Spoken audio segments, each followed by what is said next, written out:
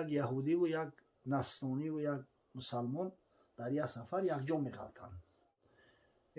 یهودی رفت یک پنجه آب زد روش همون مقصد جانب بیت المقدس روش گردان، همون یک سه چهار آیتی از کتابی تورات خوند و اومد شش در سری سفره. نصرانی هم روی ناششته یک کرس کشید و اومد شش. این مسلمان افتوای او گرفت بر افتورات کنی. بعد چند اومد گفتم بیا بخریم. یهودی گفت که بچه ها یک پرسه همین شکم یک کس سیر میکنه، بیای بهترش خواب شب دیدگیتون نقل کنه، هر کسی خوابش رحمانی باشه آشی تنش ای هم به حد آن خدای پاک را که جان بخشید مشت خاک را. السلام علیکم و رحمت الله و برکاته. برادران عزیز، شخصی که ما رو تماشا داره عکس خوب باش ما یعنی که عکس بقیه او سبگیم اعلان تو کرده ایستیم. هفت یک قرآنی یعنی قرآن مجید، یعنی که شخصایی که با زبان عربی خوندن نمیتونن اینا مرحمت با زبان کریلیکی میتونید سوره قرآن ازیاد کنید. نوشنیکی безпроводной، همچنین موشینکایی که رنگ لیزوا میتروشه، روانی سیاه‌دانه که حدیث پیامبر است که بعد از مرگ همه درد انشالله که دوام میباشد. هر چوری همیون را برادران عزیز در نرخ 3000 روبل میتونید شما دسترس کنید. مسکو لوبو استانسیا مترو доставка بپلای. مگه آن جهود و مؤمن و ترسان مگر همراهی داشتند با هم در سفر. یک یهودی و یک نصرانی و یک مسلمان در یک سفر یک جا میغلطند. چون رسیدند این سه همراه منزل هدیهشان آورد حلوا مقبله. در یک کاروانسرا فرمودند. زمانهای پیش برای مردم نادار کاروانسرا تیار میکردند، اما دولت ها و حکومتدارا. این کاروانسرا جای استقامتی به پل، هم حیواناشون جمع میکردن هم خود جای خواب میافتند. اگه کسی ثروتمند بود خانه اجاره میگرفت، اگه کسی نداشت هم کاروانسرا میفروخت. در یک کاروانسرا فرمودند. آدم مسافر معلومه که همون ریگ غبار در سر لباس شیشتگی در رو و دهنش. یک شخصی مقیم وقتی دید چون فهمید که مسافران آورد پیش و یک کاسه حلوا ماند.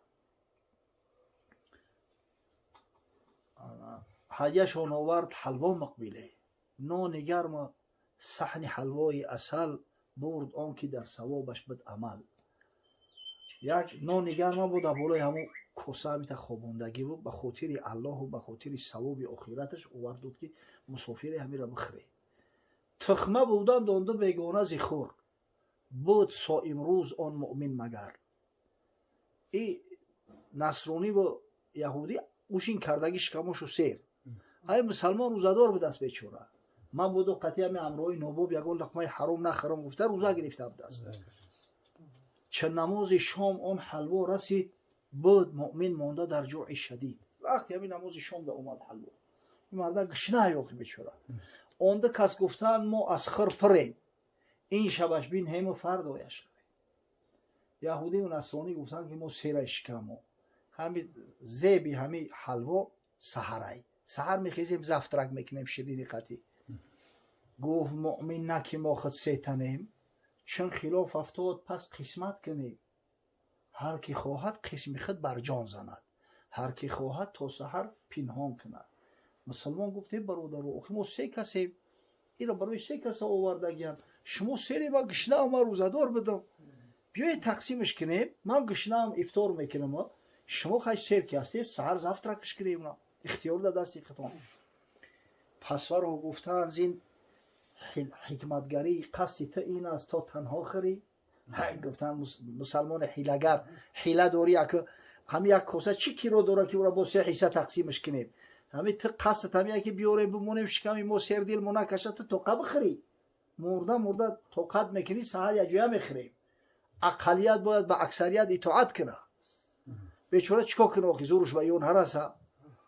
پس بخفتند آن شب و برخواستند، بامدادان خیش را آراستند. روی شستند دهان و هر یک داشتند در ویر راه و مسلک. شب خواب کردن مرگزیده را خوب میبره و گشنه چیکار کنه بیچاره.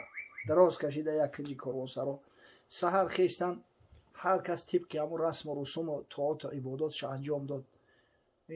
یهودی رفت یک پنجه آب زد روش همون مقصد جانب بیت المقدس روش گردان، همون یک سه چهار آیتی از کتابی تورات خوند و اومد شش در سری سفره. نصرانی هم روی ناششته یک کرس کشید و اومد شش. این مسلمان автовай ова гирифт барафт торат кини. баъди чанде омад гуфтам биё бихрем, биё бародар бихрем. ҳоли гуфт ман ибодат накардам. ёли нав ҳамин ибтидош буд, ак нав ибодат мекунем. ва мардак бори намози бомдода хун, оятҳоро хишру ба таҷвида тартил дароз хундаста. ино тамошо доранд, таъҷиб доранд ки охи и баша и аз суткаши гишнаҳай аҷаб тоқату сабре доштиянё. вақте ки халос карду омада сари суфра шишт, он яке гуфто ки ҳар як хоби хеш он чӣ дид ӯ дӯш гӯ овар ба пеш. ҳар ки хобаш беҳтаринро ӯ хӯрад, қисми ҳар мафзулро афзал барад. яҳудӣ гуфт ки бачаҳо як порсай ҳамин шиками як каса сер мекунад, биёе беҳтараш хоби шабдидагитона нақл куне, ҳар касе хобиш раҳмонӣ боша, оши танаш ай ҳамун насибаи ҳамун мо даъво намекунем. пас ҷуҳуд овард, он чӣ дида буд то куҷо шаб рӯҳи ӯ гардида буд. и бадбахту чӣ хел инициатора нохӣ дарав инициативара да дасти худаш гирифт. бачаҳо гуфт ман шаб хоби аҷиб дидам. гуфт дар шаб мусиам омад ба пеш, гурба бинад дамба андар хоби хеш. шаб гуфт ҳазрати мусои калим дар хобам даромад. мусое ки ҳазрати исо гуфтааст ки ман барои идомаи шариати мусо омадам. мусое ки номи бузургаш дар Қуръон 136 маротиба зикр шудааст. аз ҳамаи пайғамбаро зиёдтар ан ҳамон мусоро дар хоб дидам. аз пайи мусо шудам то кӯҳи тур, ҳар семон гаштем мустағриқ зинор. ҳам ману ҳам муси ва ҳам кӯҳи тур, ҳар се гум гаштем зон ашроқи нур. ҳазрати мусо даст ма гирифт кӯҳи тур унвор. ҳамин то саҳар ману ҳазрати мусо ва кӯҳи тур дар нури илоҳӣ ҳамта ғарқа будем, то саҳар дар ибодат будем. ай ида хоби зур дида намешавад. ҳавлу ҳаққи манай пайғамбари улулазми парвардигор дар хобам дурмадааст, кӯҳи тур умурдааст, ҷое ки мусо алайҳиссалом бо худованд гап задааст. и баша дар зери таҷаллии нури худованд и тариқова шумо якҷо мебинед. насронӣ гуфт ҷура гап тазадӣ, мо накмурам гап занем. баъд аз он тарсо даромад дар сухан, баъд аз он тарсо даромад дар сухон, дар калом, ки масеҳам рӯ намуданд дар манҳо. ман шудам бо ӯ ба чорум осмон, маскану маъвои хуршеди ҷаҳон. насронӣ гуфт ҷура хоби ту хоби зуруне ки хоби ту хоби заминиай. ман ҳазрати исоро дар хоб дидам. ҳазрат даст ма гирифт осмони чорум бироварда кун. ҳамин то саҳарам малоикаҳои худо очрат истода зиёрат букарди алвора. ҳамаша хоби заминӣ гиҷо, хоби осмонӣ гиҷо. ҳавлу ҳаққи май ҳар душ разбор дорад, мусалмон хапай. ба гуфтанд худат бародар хоб надидӣ? пас мусалмон гуфт ай ёрони ман, пешам омад мустафо саллаллоҳу алайҳи васалам, султони ман.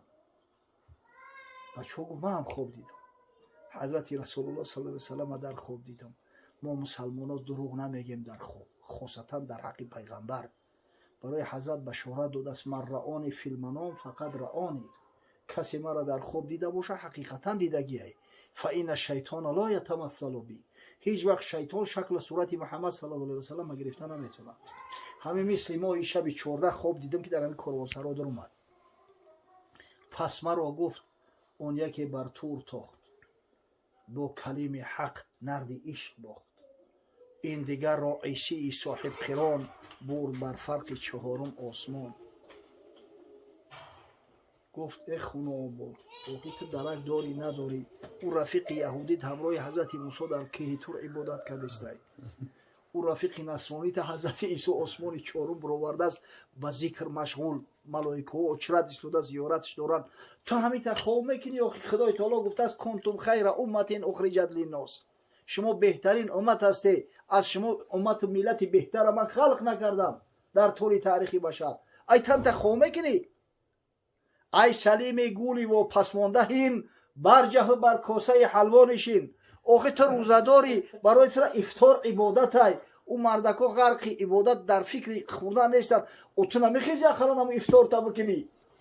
хуб мераямита. ита ки гуфт бечоро саросимааш дам парида, коса дар болои ток будааст. мегиранд ки холибода. ҳазрат задааст шиканбакаш сер, биштаямита кишро.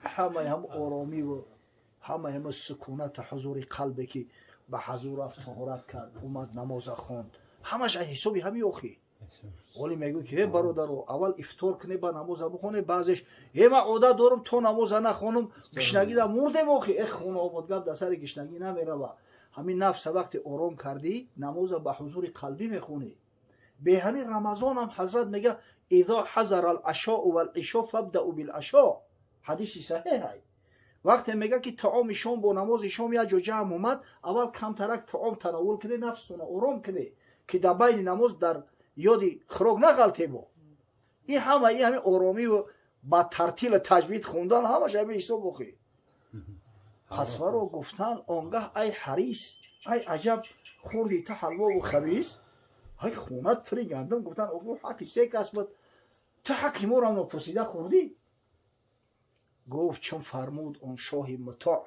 من کیم تا کی نمایم امتناع گفت وقتی که پیامبری محبوب پیامبری که اطاعتش واجب فرمان داد من سگی گجام که فرمان پیغمبر من نبرم تا جهود از امر موسی سر کشی گر بخواند در خشی یا ناخشی تا بدبخت یهودی گفت تمام جنایاتونه به نام حضرت موسی و شریعت موسی پیشرفت کرده است اگر موسی تو را امر کنه اجرا نمیکنی تو مسیحی هیچ از امر مسیح سرتوانی توف در خیر قبیح شما نصرانی ها گفت نعوذ بالله حضرت عیسی را خدا گفته مادرش خدا گفته اگر هم عیسی فرمان داده اجرا نمیکنی من زی فخر انبیا سر چون کشم من از افتخار پیغمبرو محمد مصطفی صلی الله علیه و سلم خیلی فرمانش سر میکشم خوردم حلوا و این دم سرخشم اگر بگه جان تبته جان من میتم ولی کو گشنه هم حلوای شیرین بدست با مزه بدست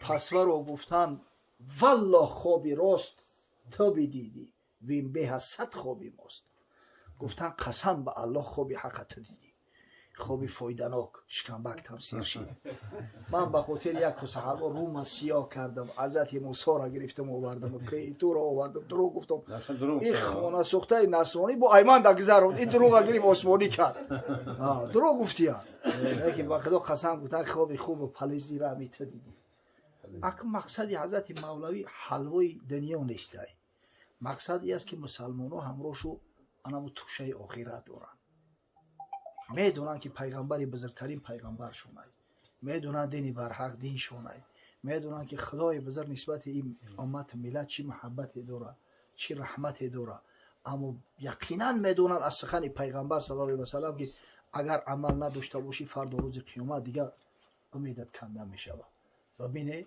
همین بشارت‌های پیامبر صلی الله علیه و سلم تأکیدهای حضرت صلی الله علیه و سلم سبب نجات امتی محمدی و ملت اسلام شده است خدا کنه که همیشه همین خیلی مستقیم باشیم اگر چنده میدونیم که فردا روز قیامت رسول خدا صلی الله علیه و سلم امت به شفاعت نمیگذاره شفیع امت ها است گفت پیغمبر که روزی رستخیز کی گذارم امتم رو اشکریز حضرت گفت من هرگزی امتی بیچاره را فردا روز قیامت اشکریز نمیمونم من شفیع مذنبین باشم بجان تا رهانمشان زی اشکنجه گران من البته طلب شفاعت ایارا میکنم حضرت در امت نمیگیره هشتانه در سر تو بگیره با ایمان برای که اگر خدای نکرده کسی به ایمان رفت تمام دیگه هیچ امیدی نداره مسلمان ها سعی میکنن که یک توشه داشته باشن یک عملی خیری داشته باشن خداوند عیدی سعیده برای صاحب خانه مبارک بگردونه اول یار بابای حاجی حامی جان از جمعی بلا و گزنده حفظش کنه خداوند فرزنده و نبیره و ابیروش هم استیخدش هم خیلی جوان مرد با غیرت با همت محب و کمال برسونه انشالله همین شیر بچه میشه و یقینی ای پروردگار در منزلش در منزل مهمانانش در این محله و دیار فیض برکات خیرات حسنات چه نازل بسازه و مؤمنای واقعی را تا رمضان دیگر در پناه امن اسمتش پروردگار بزرگ محفوظ